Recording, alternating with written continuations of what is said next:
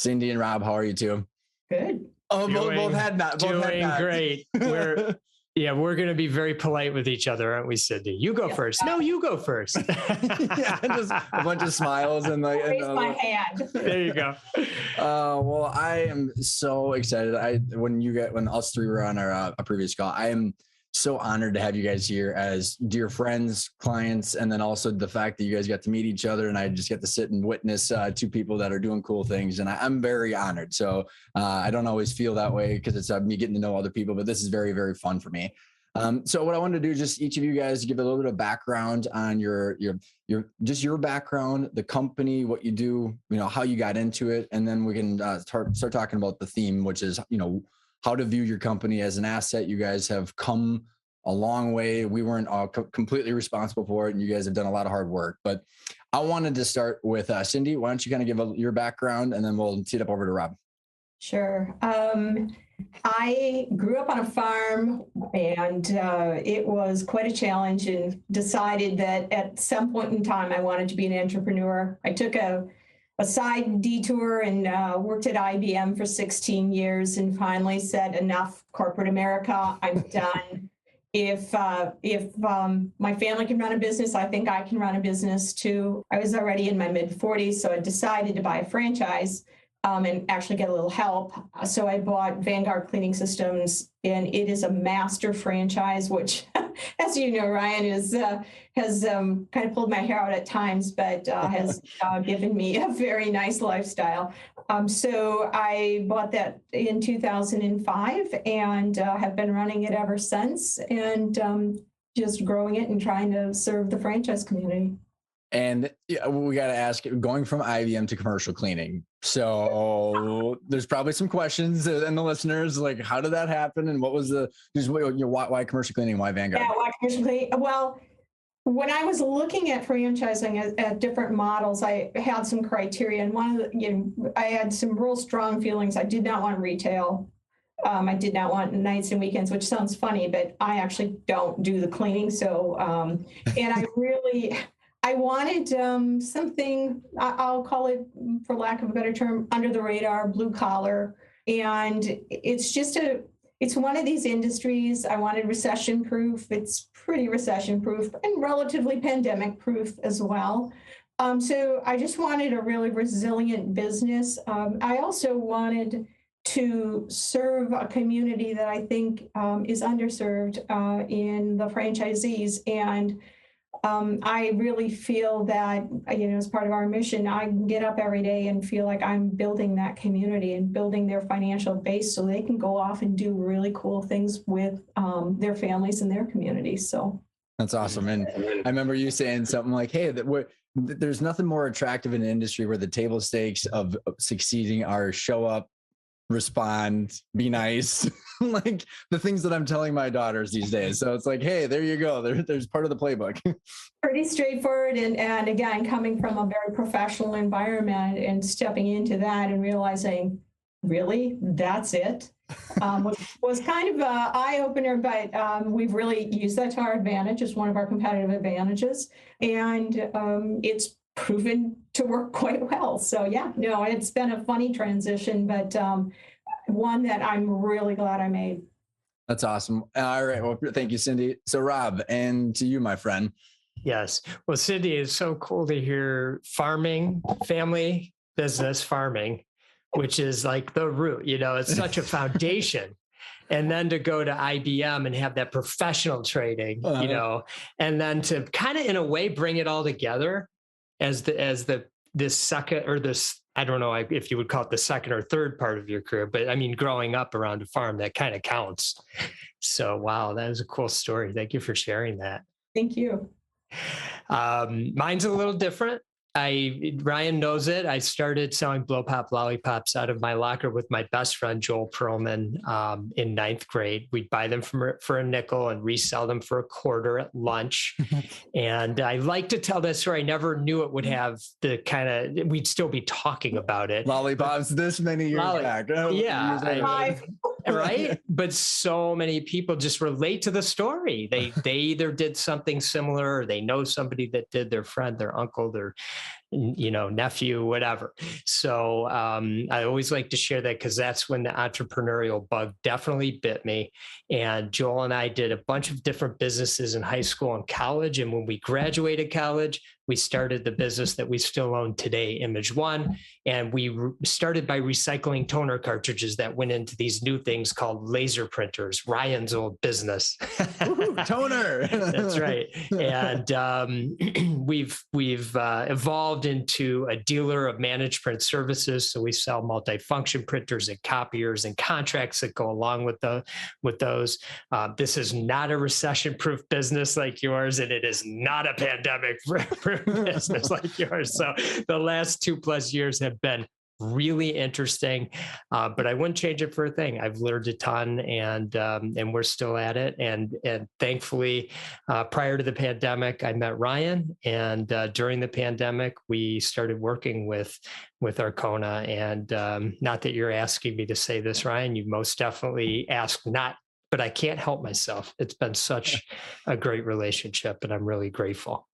I appreciate that, guys. And so this is going to be fun because just to kind of set the foundation of the conversation is, both of you guys have been part of CEO peer groups and are highly involved in a lot of different organizations and looked upon. And, I was and have been, and there's a lot of this discussion or like, what are we going to do with the business? And like how people are setting their goals, and you two have come out the other side of all of your experience viewing your company as an asset. And I was thinking a lot about how do we want to, structure this conversation. The reality is I think we just want to have a dialogue because you guys have this mindset now, but then people that are listening in might not have that mindset. Or if you think about yourself in the past, when you started the business or different key points, trying to help people understand what were those enlightening points that helped you view it differently. So maybe I wanted to start with the end.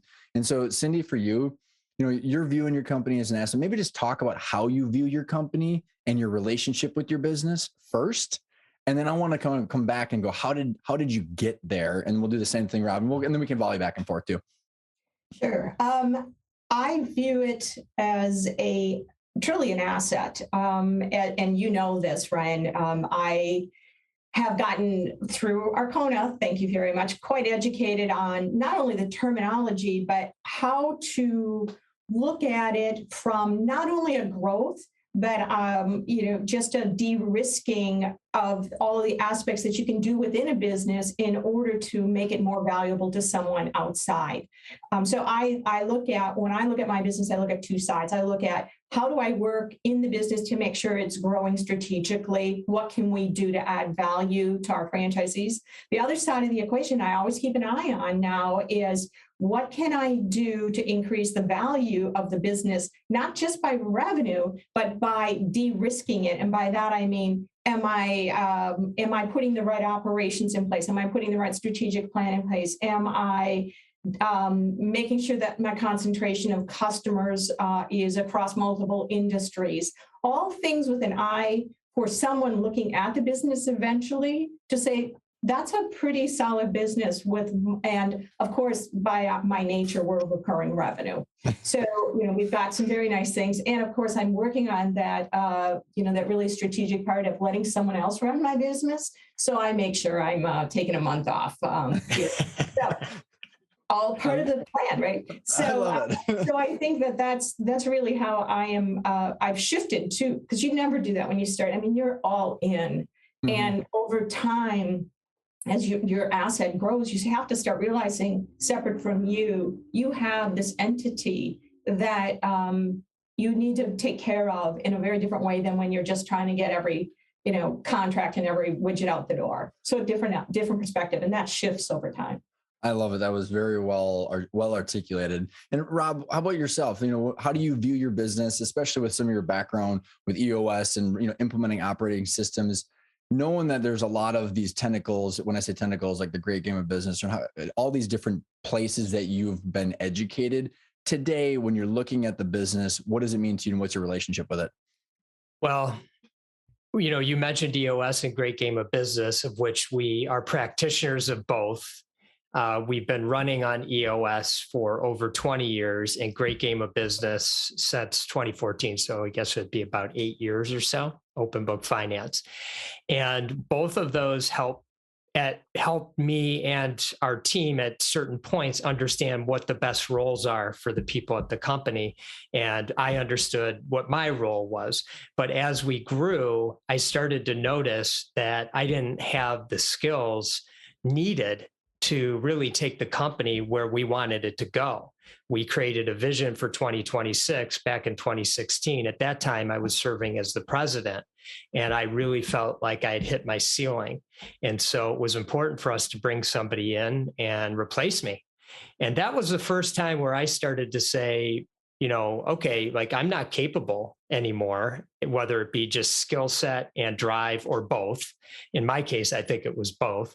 And, if I'm going to look at this business as something beyond providing me with a job, I got to make a change. And so we worked on that. And then I moved into co-CEO with my business partner. And I very quickly realized that I also had hit a ceiling there. And it was also time to make a change. And that's actually around the time that we met you guys. And, pretty quickly, the two of us got on the same page with that. And we were able to segue out and put somebody in place that we really believe will protect our asset, de-risking, as Cindy said. So coming full circle to your question, this business is an asset. I am a 50% shareholder in Image One, and it is a great piece of my net worth. I have other holdings, but this is the majority holding of my net worth, and I need to protect it.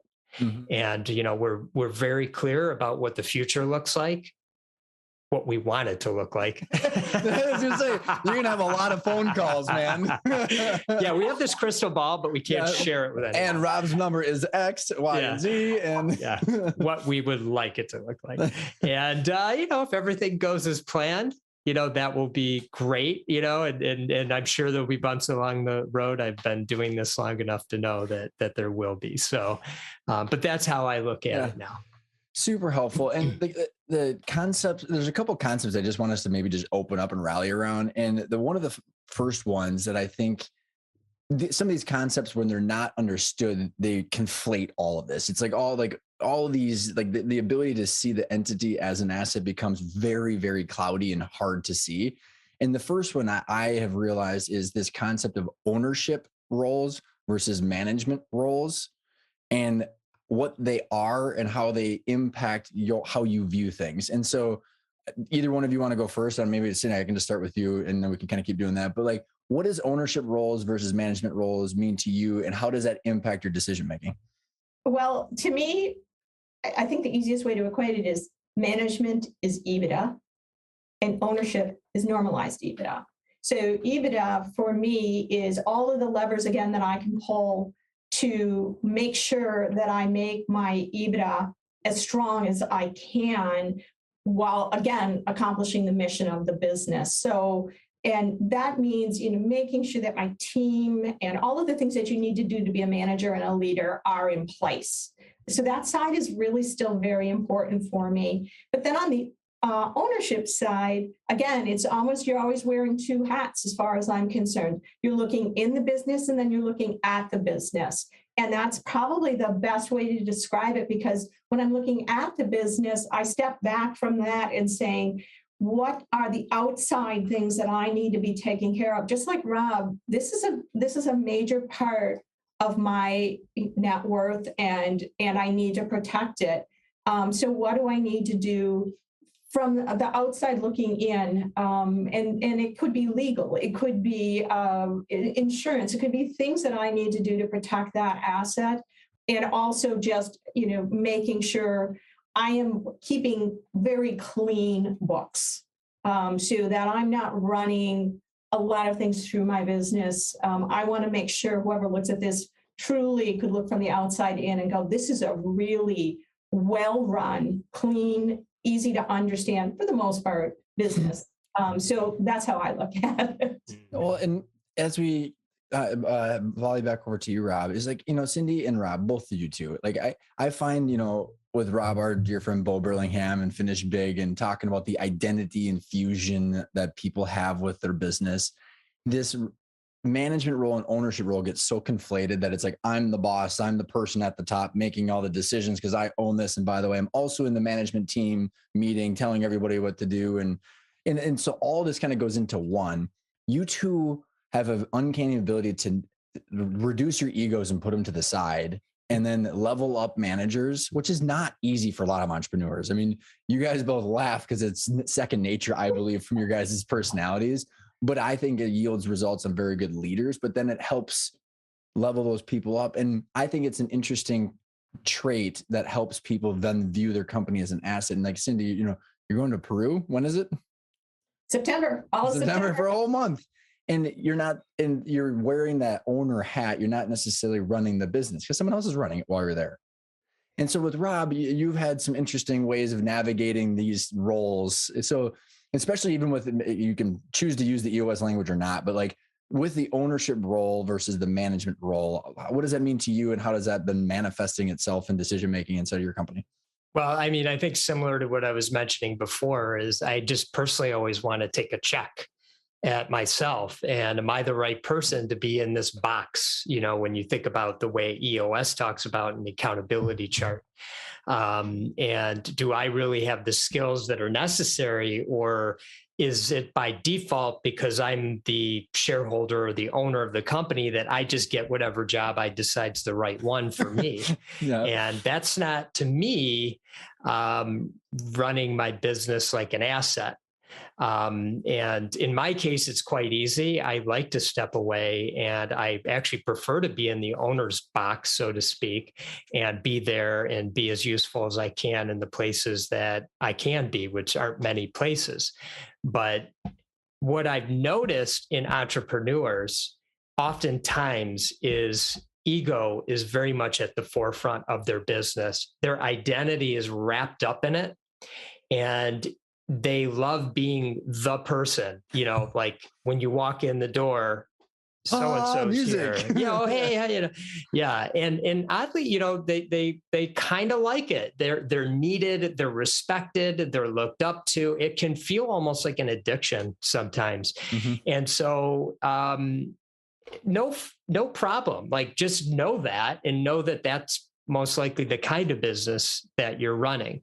And so in my case, obviously, from what I've said before, I'm really looking at it more as an asset and just one that I want to protect. And being in any particular role doesn't really make a difference to me. I just want to be where I can bring the most value to the asset and to the people running the company. What do you need from me to make this EBITDA grow so we could grow as a company and my asset could grow? Cindy, do you have any comments on that? I think, Rob hit this. It's this servant leader, right? Where we're always asking our people, what do you need from me? What roadblocks can I take out of the way? And then trusting them. I mean, to me, trust is a huge, huge piece of being able to walk away for a month, a year at a time and know that business, and people, I don't know about you, Rob, but people say to me, how the world can you disconnect from the world for a month, literally not take my phone? And I said, I trust my people. Yeah. What is it that you guys do to actually trust the people that are running the show for you guys? Go ahead, Cindy. This is where the kindness is gonna No, just interrupt each other. Come on, guys. I think that to me, it's mentoring them, training them, hiring the right people. I also, it's good to great, right? Hire the right people, get the right people on the bus. But once you have the right people on the bus, if you don't trust them, get them off. Because if you can't leave and feel that everything is going to be fine, you're stuck. You're never going to look at this business as an asset, because you have to be able to, when and if you move forward and go and do other things, whether it's selling the business or stepping out of the business and letting it run, you have to have somebody in charge that you can sleep at night. And if you can't sleep at night, then you're not doing your job, as far as I'm concerned. Yeah. As far as treating it like an asset. It's true. I mean, there's nothing groundbreaking to share here. It's about people and how you trust them and how you treat them. And you treat them with genuine care every day, every time. And And the recruiting and the hiring is very key, obviously. And once you have those right people in the right seats, as Cindy said, then you don't lose sleep over anything because they got it covered. And if anything, for myself, I just try to stay out of their way because I'll just mess things up. So I just prefer to not know and get my high level updates because I truly trust them. And obviously if things are going in the way that we plan, then there's not much, that we need to cover, so to speak. But if they aren't, then we need to huddle up and make it right. I think drawing a box around responsibilities and letting them get there any way they can is smart leadership. And I agree with Rob. Every time I get engaged, I step on the wrong button and I blow something up. And it's like, that's right. I know better than that. So I've learned to just ask for the high level. And if I need to dig down, then I'll dig down, but get the right people, tell them the boundaries, make sure if they cross the boundaries, they understand the consequences, but then let them go. Yeah.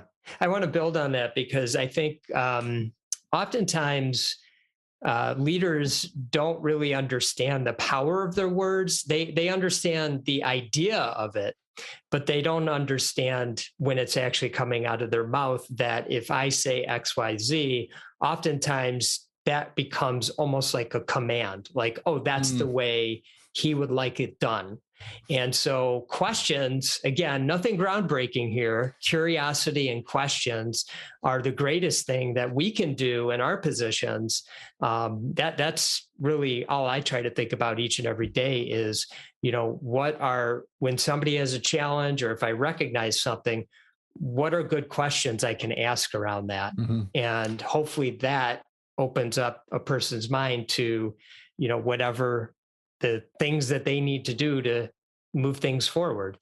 And so I think it's an important thing in a leadership role is being curious. The people like me who like to think out loud, be careful. Right.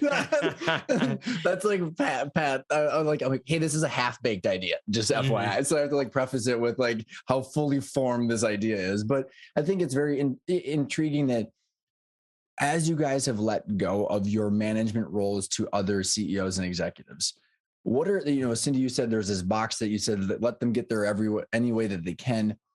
I think people thinking or listening in right now are going, how do you manage a CEO of a company that's not you? So what are the things that you've seen successful of saying, hey, go do whatever you do, but here's the box. So maybe Cindy, what are the parameters? You want Rob? Okay, we'll go with Rob. Okay. Yeah. I mean, for the CEO who's running our company, we have a meeting rhythm. Again, nothing groundbreaking here, a meeting rhythm, 90 minutes every 2 weeks. This is a time where I can ask some questions about things I'm curious about or noticing, and I can't get them out of my head, and I just got to know. And that's usually a pretty small list. And then he'll come with anything he needs help on, whether it be collective intelligence or a brain dump or, an ear, just somebody to listen, or maybe a real problem that he wants to talk through and have me help him solve. And then what is his scorecard? What are the important metrics that we're looking at together that when I'm in Peru, if I just peeked at the email 2 weeks in, just to see the scorecard, there was just that, 10 numbers, I could see that all is well, or I better hop on a plane and get back to Minneapolis where Cindy is ASAP. In my case, it's Detroit. But, so I think, those are the to me, that's our rhythm and that's the way we go about it. Yeah. How about you, Cindy? It's almost identical. We have, I don't know if you've ever read Death by Meeting, but daily huddle, very fast, very quick paced, whole team, weekly meetings with my regional director, and then, weekly meetings with the team and scorecards. And when you ask about the box, it gets easy, Ryan. When it's yellow or red, I have a question. When it's green, I stay out of their way. So it's not that hard. It's just making sure that you don't overmeasure. You measure the key things that are going to help drive the business or get the strategic project done. But other than that, I think the biggest problem that you have if you've got too much time on your hands as a leader is you're going to micromanage people because you don't have anything to do. So you've got to go find something to do. And I think that's part of separating yourself from the business is taking that time and instead of saying, I've got to be here, say, I've got to get out of here. And you joke about Peru, but I literally will be in the Andes. I am not going to have. No, you won't. So and this isn't the first time I've done that, but I think it's that, again, it's that box. If I come back and everything's red, I might reassess things. But, I've done this before. I'm not too worried about it. So this concept of the KPIs that you guys are alluding to, we're not going to make this a financial conversation, but to shed some light on some of the numbers that you guys are paying attention to.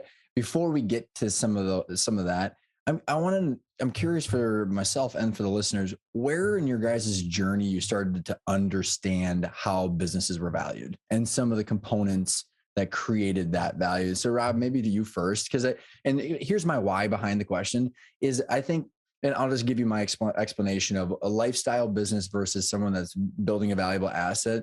Lifestyle business, my dad and I would say that we had one, even though we didn't know it, was how much money can we take out of this company every year?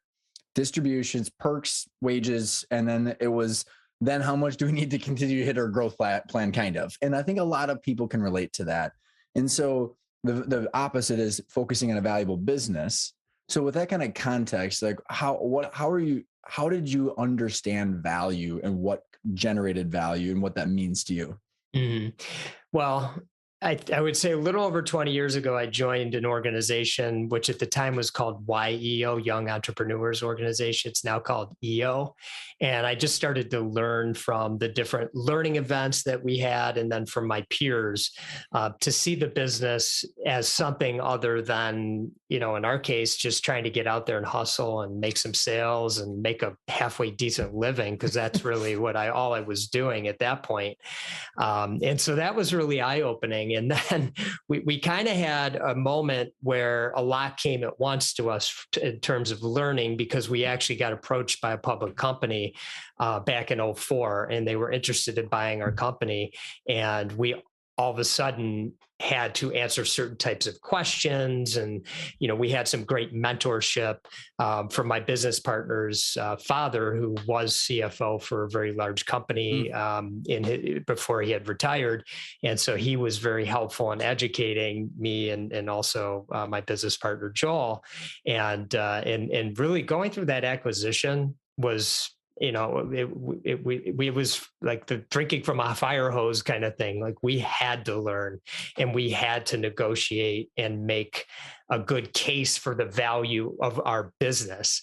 And so that was really, I think that was unique. Most people aren't going to learn that way, and I wouldn't recommend it. I would recommend learn it as if you're about to sell it, and then you'll be in good shape if and when that time comes.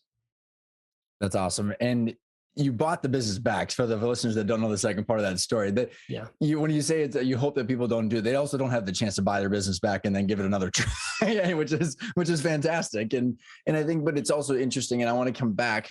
So if I forget, how you're doing things differently. That's what I was going to. And maybe I want to go to you, Cindy, first before we go to Rob for that. I think what happens when you first buy a business, as I said, is you're so all in on it. And then at some point in time, as I was starting to think, maybe I need to start thinking more about exiting it. Now, I began with the end in mind. I always have planned on selling the business. So that was my beginning point. And I think that helped me. But, you can either sell a business, have it go to a fire sale if you die. Or even give it to your family. There's only so many things you can do. And I think a lot of people just push that decision off and push it off and push it off. At some point in time, if you don't own up to that, you're going to end up in a situation that you don't want to be in. And so I finally decided to get proactive and start thinking through, okay, if that's my goal, how do I start to prepare for that now?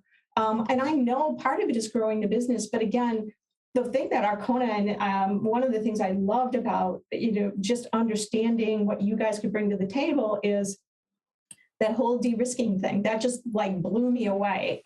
It was like, oh, I can actually affect more than just the revenue. So that really made a difference to me. But then, just moving through that whole cycle and getting to the point where I understood the definitions, I understood what value was, so that I'm not surprised. I did have an offer out of the blue, and I turned it down because I didn't know anything. It was like, I don't know what my business is worth. I don't know if that's what you tell me is really what it's worth or not. So that was when the deep digging went in, and that was just before I started working with Arcona. So the timing was really, really good to help me get clarity on that.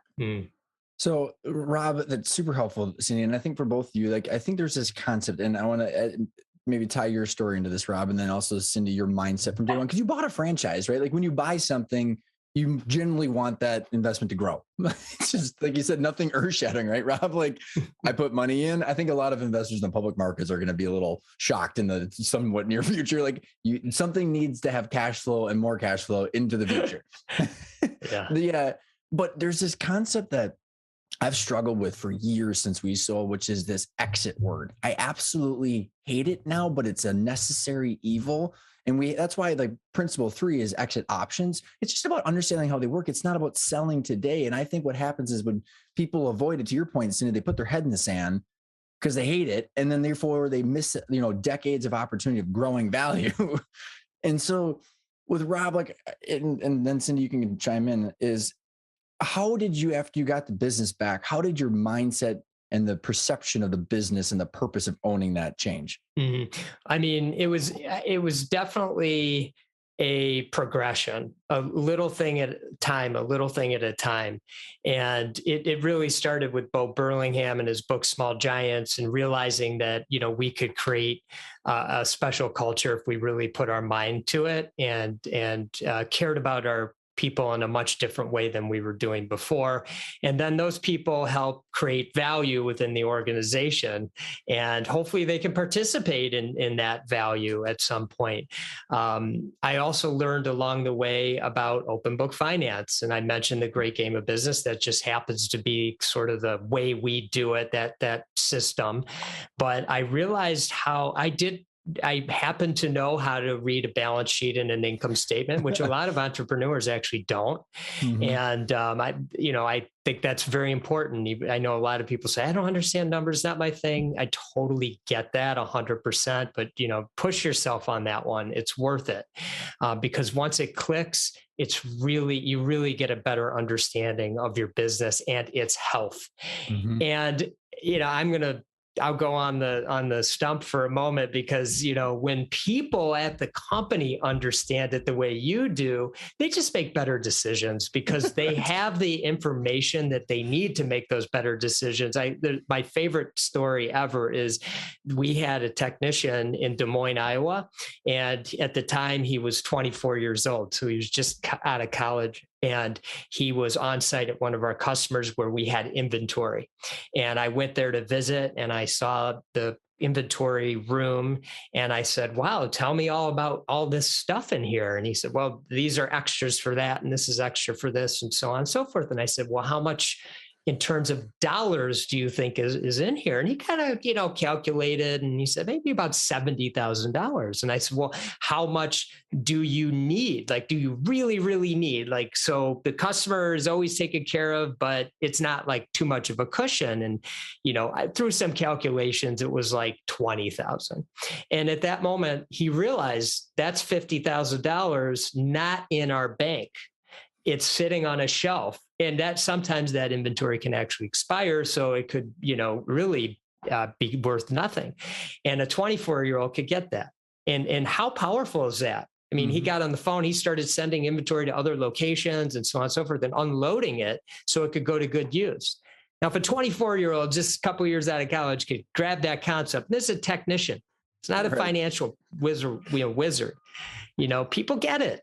And it takes a lot of pressure off you too, as an owner or as CEO or president or whatever your role is. So, and then taking that financial literacy a step further too, I think one of the challenges that I mean, how many times have you guys heard, I want to get this to a point where I can hire a CEO, but then there's no way for them to see how that's even possible, like when and how they can afford it. And just to kind of layer the concepts on it, like when I think about looking at the 3 statements into the future, like, hey, here's when you might be able to hire someone at 15 grand a month, but like it's going to be a while, but that the plan is, to be able to afford this. And where I'm getting no numbers necessary, but there's this concept, remember from principle 2 of the 3 financial targets, the annual income of like, hey, like how, when you guys were making these decisions of hiring these, bigger players to help you run the company, what kind of insights are you looking at from the cash flow to say, okay, now it's okay for me and my lifestyle? I mean, like, was that part of the decision making to make sure that your income was needs were met while also reinvesting in the business? Absolutely. And again, mine came from within, but knowing how to incent him, how to pay him going forward was a result of being able to look at my true consolidated and, Lord bless the cash flow, right? And as you know, Ryan, but being able to see it was just eye-opening, because it wasn't like I can see what I have on my bank statement, but I'm not sure how much I can actually spend of that, because I'm not sure, I'm trying to do the math in my head. But when you finally see it on a statement and you go, oh, all right, I can do that and feel comfortable. And then you put it in the budget, you put it in the out your projections, it just, the magic happens. And then it's like you get very comfortable, for me, going, I can take care of him and take care of his needs, and I can take care of mine too. Mm-hmm. So it was a very enlightening, and it's just the confidence that you have when you finally can see everything. It's the anxiety goes away, and I now, it's not a guess. I know. And I know on a monthly basis. That takes so much anxiety and pressure off of me as an owner to understand where the business is going, what the financials are. And I agree with Rob. Anybody that doesn't understand their financials really needs to put some time in, because you're putting so much work and energy into your business and you don't understand what's going on in your books. It's really, I think, a almost potentially dangerous spot to sit in, because you can't see where you're going. How do you know you're going to get there? Mm-hmm. Well, that's a good quote right there. That's right.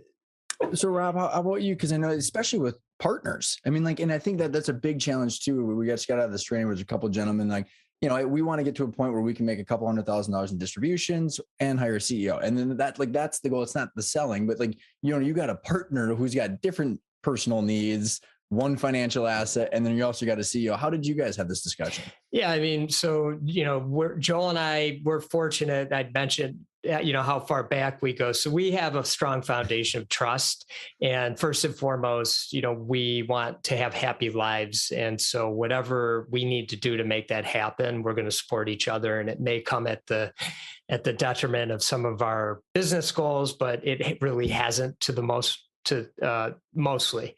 And so, that's for us, that's just our story. I mean, every partnerships are complicated, and so is ours. And we're really close and have that strong trust built. So I can only imagine if you don't. A few things though, that came to my mind about, handing it off to a CEO and being in the financial place to do it. I think Joel and I's approach is we've always taken a modest salary, and we have taken our distribution, a certain percentage of overall EBITDA as our distribution. So that's the way we've gone about it. So our salaries were never exorbitant. Nonetheless, I have to say, throughout the years, oftentimes we would say, well, if we bring in somebody and pay them, let's say, $20,000 a month, we could take 10, you could take 10, and, then we'll make, we'll make 10,000 a month more. Well, it's solving for annual income. Exactly. Yeah, that's right. So then that becomes like a now decision. I could get more now. And there are many schools of thought, and I don't necessarily disagree with them. Pay yourself first as an entrepreneur. Now, personally, I've always had the mindset that I want to grow the business. I want it to be valuable. And if I'm not capable to do it, I'm willing to invest. And if that's in people, let's make that happen, but let's do that in a smart way. So in our case, we happen to be in a good position to do that. But if I had to go back and rethink about it, I would have done those things earlier. So that's upon reflection. I would have definitely made that decision earlier and had tried to build a stronger team earlier. And I think we would have gotten further along. And then the last thing, kind of along the lines of the last thing Cindy said, which is, I think having a vision is really important. When we created our 10-year vision, it's the second time we've done that, and we're about ready to do our third one. Time kind of slows down, and you make better decisions as a result. So if you're not quite ready for the CEO, grab that in your vision and, kind of timeline it to a certain extent. Something that we did with Arcona is we actually built out our financial path to what our vision was at the time when we did it with Arcona to 2026. So we kind of have our financial plan built out year over year over year, which includes the investments and et cetera, and the profit that we're expecting to make and all the things that go along with it. That was a really useful exercise, and we've already had to change it like 3 times. And I imagine we're going to continue to have to. So it's not some crystal ball, like I was saying earlier, by any stretch. You still don't have it. I still, but it's just another data point for clarity that if it's a CEO in somebody's case, they can see like, oh, okay, year 3, if things go like this, that's when I'm going to pull the trigger. And so it doesn't have to happen this second, and then you kind of get too much in the weeds. You're focused in the next however many years that you'll start bringing somebody in. And I think I agree, Rob. And I think just putting that out there, how you mentally start crystallizing around that. But if you don't put that idea out there, you don't have that vision to work to. And you also, if this is going to free you up and give you more time and resources, it's almost a gift to yourself. It's like, I'm going to give myself that gift. If I work hard, I'm going to reach that point. I'm going to be able to give myself that gift. And maybe, it's the best thing for the company too. So it's a win-win. And, and I think just putting those ideas and those intentions out there are really important. Putting them in part of your strategy and then looking at, and that's again, the financial modeling you can do. And same, Rob, we didn't project it out as detailed, but we have that out your projection. It motivates you. It motivates you to move in that direction. And you're like, we're going to do this. We're going to figure out as a team how to do this. And so I think that it's really important to put those ideas out there. I do too. Can I keep going with that, Ryan? Yeah, do you mind? Go. Yeah, I have to, because I have a story I want to share about that. Because Joel and I made an intention that we wanted to bring somebody in, and we weren't sure when. And, you start thinking about, we have to start recruiting and let our network know. And we just kind of said, let's not do that. Let's just kind of put it out there, keep our awareness at a heightened sense. And I happened to have done, I was doing a talk. It was to a small group.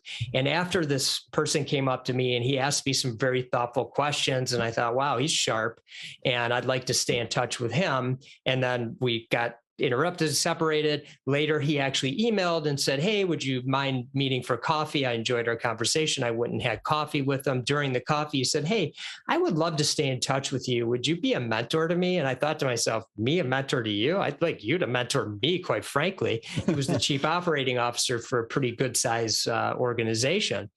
And then we came full circle. We kept in touch, and he knew what our challenges were and what we were looking for. And I said, you know what? His name's Josh. I said, Josh, do you know anybody that's just like you? I know you're happy in your situation, but I'm not kidding. I would really like to find somebody like you. And he kind of gave me some names and this and that and the other thing. And then I called him and I said, what about you? And the rest is history. He joined the company. But we weren't, we were intentional about putting it out there. We weren't necessarily intentional, like we had a recruiter looking for us, like that kind of intention. So if you believe in that kind of thing, it's very possible. Well, and I think you guys, there's a part of it that for me, I have a personal experience where you guys both mentioned that when you lay out those numbers into the future, your anxiety goes down.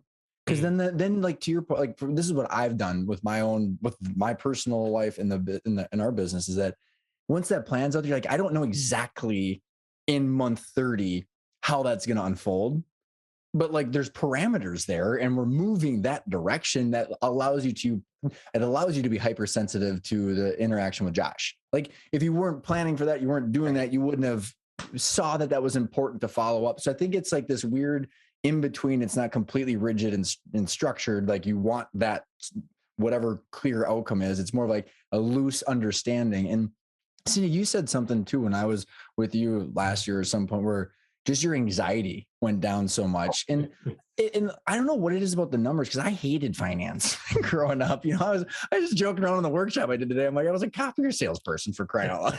Like, here we are all talking about numbers, but something about the numbers and when they speak to you brings down that anxiety. I'm curious on what that was like for you, Cindy. Well, and I think, first of all, I did terribly in math, but I think when you have your own business, and if you care about your business, you care about your numbers. So you have to, it just naturally for me, I took accounting, standard stuff, but it wasn't mine. As soon as the numbers in front of me were like, holy, that's actually me, I took a lot more interest in what that balance sheet and income statement said, right? So that was, really important to me. And then, as I told you, Ryan, and you saw, I had a little bit here and a little bit there, but that framework that you guys show as a trailing 12 and the consolidated and the annual and the projection, it was like, I called you that. I said, I need one of those. I said, I've got pieces. And so I think that anxiety goes down when not because most people have their balance sheet and income statement. I bet you most people don't have their cash flow. Maybe they do a budget. Would be my guess. For sure, they don't do out your projections. And for sure, the trailing 12, I mean, you guys are phenomenal. That trailing 12, it's like you see trends like crazy. Mm-hmm. Right? So being able in one point in time to look at all of that, no matter what question I'm asking today, I get the answer. I never have been able to do that before. And that is where the anxiety was. Can I take this much out for distributions? I'm not quite sure. Can I give these guys a raise? Will I be able to afford this strategic objective? Don't know. I think I can. My balance sheet, my income statement say I can, but I don't know. And with all of this, and then, the icing on the cake is I kind of know my valuation. Like, so somebody comes up and says to me, hey, I'll buy your company for XYZ. I'm like, little low, right? Why don't you go ahead and just spruce that offer up a little bit? So anyway, but that to me was when I was so excited about what you brought to the table, because I now get to take that anxiety down and look at my company from a very holistic financial perspective. And I couldn't do it without what Arcona's put together for us. Just couldn't. I appreciate that. And it's so funny to your point, Rob. Again, nothing earth shattering. I mean, Pat, let's steal his quote. We didn't invent any of this. The monks did in the 1400s. Accounting. It's like, I don't know. It just makes sense. But it's so funny. I was going to tell a funny Cindy story. So Cindy, said, I want the company to be worth X, Y, and Z in 2026 or 2025. I remember what it was. So all we did was reverse engineer, and it's 30% year over year growth. She's like, is that it? I'm like, this is not our goals. This is what you said you wanted to accomplish. And it was like challenge accepted. And I'm like, oh, and again, it was like, but then it like, regardless of whether it's too much or too little, is not the point. It's more of just saying, okay, what do we got to do to get there? Mm-hmm. And I'm curious as we, with that kind of clarity, you guys, I think, in our principle 4, we talk about de-risking, like you were mentioning, Cindy, and it's not just top line revenue or just employee count, et cetera. There's things that you can invest in that you might not like or enjoy. So how is from an ownership hat, like how have like what you're directing people to invest in, how has that changed, or like the visibility into how much you want to deploy in certain areas? I mean, has it changed at all, I guess? And I don't know if I'm really looking for a specific answer here. Rob, Cindy, either one. Okay, I'll go. Now, just for clarification, are you talking about the company? Yep, just the company. Yeah. So for example, I just make it up. These are not your guys' numbers, but let's say if you have $1 million in cash flow, pay some taxes, you take some distribution. Let's say you got $500,000 left over. Like I think about my dad, and every dollar went back into sales and marketing because we were a sales and marketing company, not, working at other things. But, when you think about EOS, Rob, people sit there and they're trying to make their rocks and their VTO, but it's not driven off of value creation. So like, curious on how you're viewing that, or like how you're just determining what should be worked on in the business. Yeah. So, in our case, we have a certain expectation around distributions. So X percentage is distributions to the shareholders, of which Joel and I are the two shareholders of the company. The next percentage is reinvestment back into the company, into the upcoming year for future years. And then the last part are cash reserves. So when we hit bumps in the road, that we're prepared. Mm-hmm. And so we kind of break it down in those three buckets. Awesome. How about you, Cindy? I think I almost do the flip of it. I look at the cash reserves first and make sure the company is solid. And then I look at the distributions, right? That I want to make sure that is steady, because again, that ties back into your what do you want out of the business, right? Mm-hmm. Short-term and long-term. There's that balance. But I also make sure every year I'm setting some money aside. And I like to look at the strategic plan based on what can I do from a comparative advantage, or what can I do I keep using the word de-risk, but do I need to, go into a new territory? What do I need to do in order to continue to spread that out across the company? So then it's picking those 2 to 3 projects, because you can't work on everything, and then making sure if I'm going to do that, I've got the money to do that. And then, making sure it's built into the annual and built into the projections. So it's just ties together. But for me, I look at the cash first, the cash reserve. But really, I don't know how you can't not end up with those 3 buckets, because those really are the 3 buckets. Well, and if you think about it, guys, like the only way to get that clarity is through the numbers, like we've been talking about, and organizing the 3 financial statements. Because like so many people in the workshop I gave this morning, and they look at their income statement, and then they look at their checking account. It's like, how are you supposed to know what's working capital, what's distributions, what's taxes, mm-hmm. like what? And it's just so convoluted. And that's where I think so much of that anxiety comes from. That's how we ran the business. It's like, how much cash we get in the bank, and then every 2 weeks on Thursday when the wires due. I mean, like that's extremely stressful. And I think it approaches everything differently. It allows you to.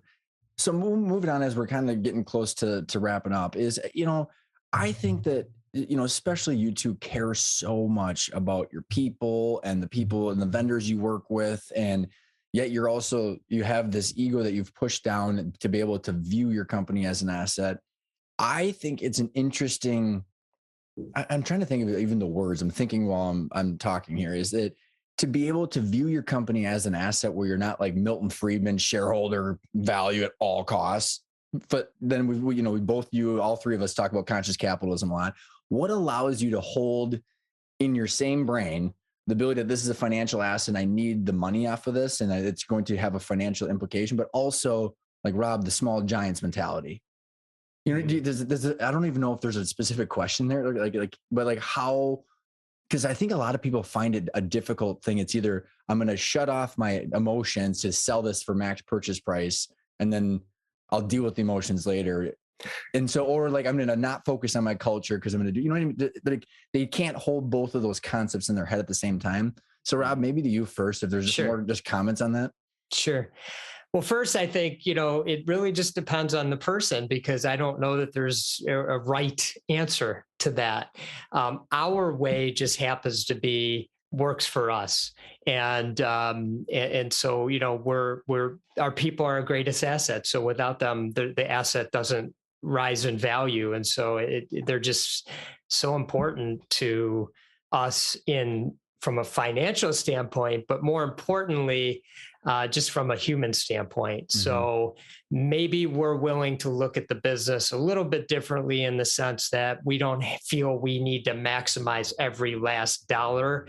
We want people to have a good experience at our organization, whether they're a long time or a short time, that they really feel that they were treated with genuine care, every day, every time.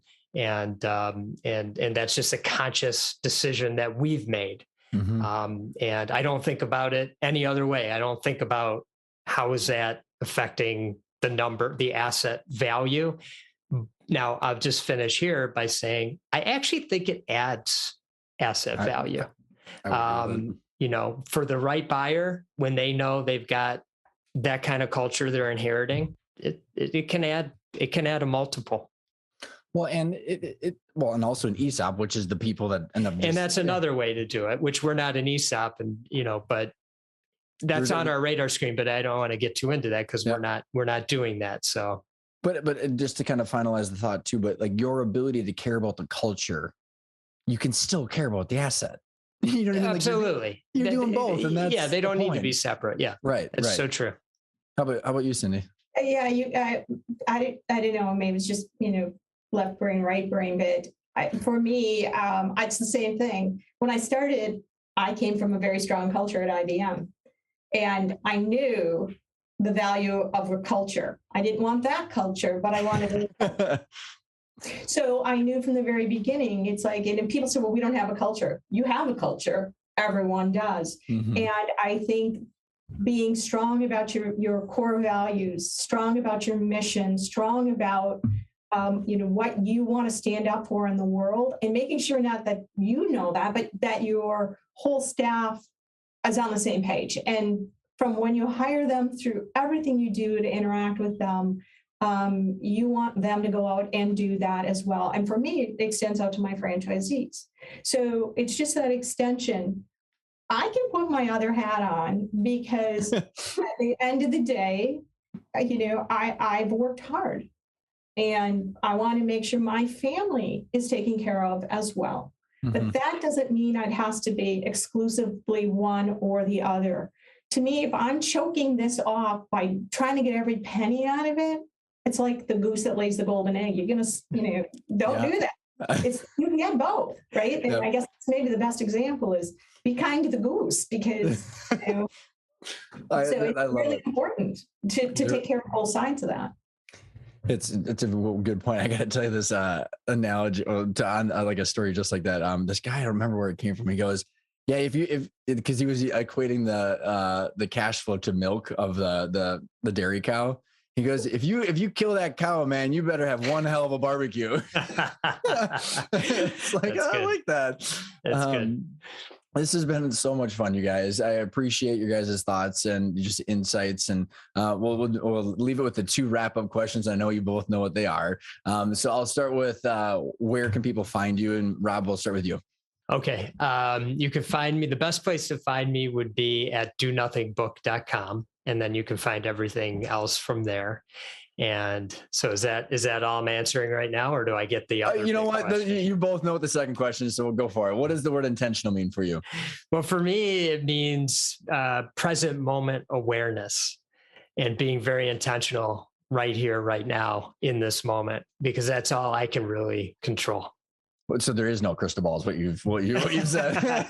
That's for sure. Not in my case. I appreciate that, Rob. Cindy, how about you? You can get a hold of me at Banchy, Banchy, at vgcsmn.com. And intentional for me is, I began the business wanting to sell it, begin with the end in mind. I think that's a really strong philosophy I live with both personally and in the business. And to me, it's have a plan, kick it around, but then engage and execute. Execute. That is one thing you are very good at. Well, thank you guys so much for coming on and spending the time. This has meant the world to me. Thanks, Ryan.